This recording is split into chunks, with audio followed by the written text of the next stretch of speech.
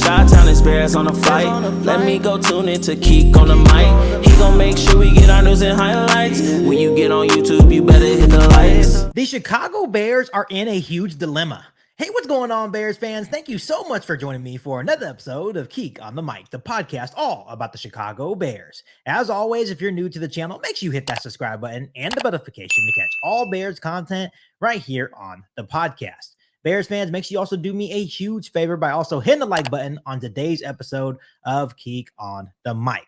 So, Bears fans, the Chicago Bears had a whole lot of optimism going into the summer, and this was thanks to the massive overhaul that we saw on offense this offseason by Ryan Poles. Keenan Allen and Odunze joined DJ Moore at the wide receiver position. DeAndre Swift brought speed and versatility to the running back room. And of course, drafting quarterback Caleb Williams with the #1 overall pick in the 2024 NFL draft brought new hope for the city of Chicago. However, something that we've been discussing over the last couple of weeks, especially during the start of training camp, and the dark cloud right now hovering over the Chicago Bears offense is, could the offensive line stay healthy and actually elevate this offense to the next level? They have some very athletic and physical blockers on this offensive line. Talent has never been the issue for the Chicago Bears offensive line, but unfortunately, none of them can stay healthy and be available for the Chicago Bears offense. Tevin Jenkins has missed 20 games across 3 seasons while in Chicago. Obviously, Nate Davis missed 6 games last season and is struggling to stay healthy this year for the Chicago Bears offense. And even when you look at second-year player Darnell Wright, he was also dealing with shoulder issues last season for the Chicago Bears. So Ryan Poles and the Chicago Bears this season were hoping that the health of this offensive line would be different this year, but that just hasn't been the case so far, Bears fans, for this Chicago Bears football team. And the latest practice on Sunday was not a great one for the Chicago Bears offensive line. Tevin Jenkins left practice with an undisclosed injury on Sunday. Nate Davis also returned to practice on Sunday for the Chicago Bears, but then he didn't finish practice. He left with the trainer, so he wasn't there for too long. And then Darnell Wright hasn't practiced for almost a week for the Chicago Bears offensive line. So Bears fans, for the most part, I am always pretty optimistic about the Chicago Bears, but I am starting to get a tad bit concerned for the Chicago Bears offensive line. I think when they are healthy, and that's the key word, when they are healthy, I think we have a good group. You're talking about when Tevin Jenkins, Braxton Jones, Darnell Wright, if Nate Davis can ever get healthy, I think the only position that would really concern me on this offensive line would be the center position. But the problem is with this offensive line is that they can never stay healthy. And Bears fans, once again, it has never been about talent. When Tevin Jenkins is healthy, he is an all-pro guard. We also saw what Darnell Wright was able to do last year as a rookie, and there's a lot of high expectations for Darnell Wright going into year 2 with his offensive line. And then obviously with Nate Davis, Ryan Poles and the Chicago Bears signed him for a reason, because they felt that Nate Davis would be able to elevate the Chicago Bears offensive line. But I really kind of want to take Darnell Wright out of it because he did play through his injuries. So I'm not too concerned about him. But when I look at Tevin Jenkins and Nate Davis, those are the guys that I am concerned about. And this is an alarming situation for the Chicago Bears and Ryan Poles. And the reason why this is concerning to me, Bears fans, is because the fastest way to derail the development of a young quarterback is them or him getting hit too often. I get that Williams is elusive, but he is not superhuman. You do not always want him running for his life on every single play.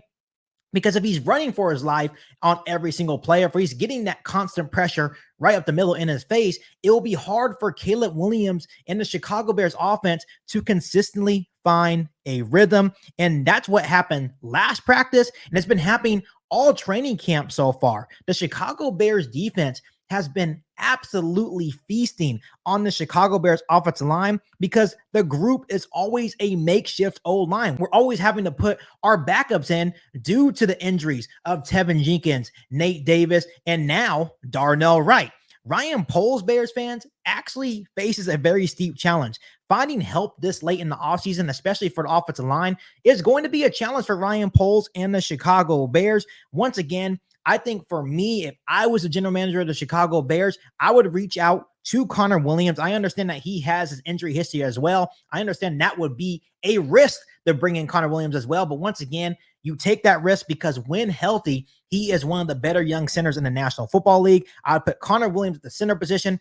Then I would take Ryan Bates, the guy that we got from the Buffalo Bills, and move him over to the right guard position, presuming that Nate Davis will never be healthy for the Chicago Bears offensive line. And then you just hope and pray to the football gods that both Tevin Jenkins and Darnell Wright will return for the Chicago Bears offensive line very soon. But Bears fans, I'm starting to get a little bit concerned because we are late in the offseason. The Chicago Bears have their first official preseason game this Saturday against the Buffalo Bills. So you really want to have these guys healthy so Caleb Williams can get that practice with his starting offensive line prior to that week 1 matchup against the Tennessee Titans, right? So Ryan Poles, Ian Cunningham, and the Chicago Bears organization are going to have to figure out because, it's going to be hard to find quality talent. Of course, I mentioned a guy like Connor Williams, but that's really the only guy that I can think of to bring in this late in the offseason and be able to plug and play him within the Chicago Bears offensive line. The only other thing that Ryan Poles and the Chicago Bears can hope for and just pray to the football gods that other teams make cuts and maybe they find a starting caliber guard that can be a plug and play option for the Chicago Bears as well. But that most of the time is kind of unlikely as well. So at this moment, we just have to hope that Tevin Jenkins can stay healthy, that Darnell Wright can stay healthy, and most importantly, that Nate Davis can stay healthy. Because if all those guys can be available for the Chicago Bears offensive line, then I can see us having a pretty respectable unit amongst the other offensive lines in the National Football League. But overall, Bears fans, this is going to be a situation that we will continue to monitor. Once again, I fear sometimes for Caleb Williams because I don't want the same thing to happen to Caleb Williams that happened to quarterback Justin Fields, always running for his life, never able to find a rhythm. Of course, Shane Waldron can possibly find ways to just make sure Caleb Williams is getting the ball out of his hands fast, especially if the offensive line is dealing with injuries throughout the season. But that's something that you don't really want to have to deal with. So let's hope and pray to the football gods that Tevin Jenkins, Darnell Wright, and especially Nate Davis can get healthy and actually be available for the Chicago Bears offensive line. So overall, Bears fans, before I let you guys go, let me ask you guys this. On a scale of 1 to 10, how concerned are you guys about the Chicago Bears offensive line this season? Let me know down below in the comment section. But as always, make sure you continue to hit that subscribe button and the notification to catch all Bears content right here on the podcast. Make sure you follow me on all my social media platforms. And make sure you share this episode of KIEQ on the Mic with every single Bears fan that you know. Better than that, be back for all new Bears podcasts right here on KIEQ on the Mic. Thanks, guys. And as always, bear down. You ain't bout it, you ain't bout it, you ain't KIEQ on the mic. You ain't bout it, you ain't bout it, you ain't KIEQ on the mic. You can go and subscribe.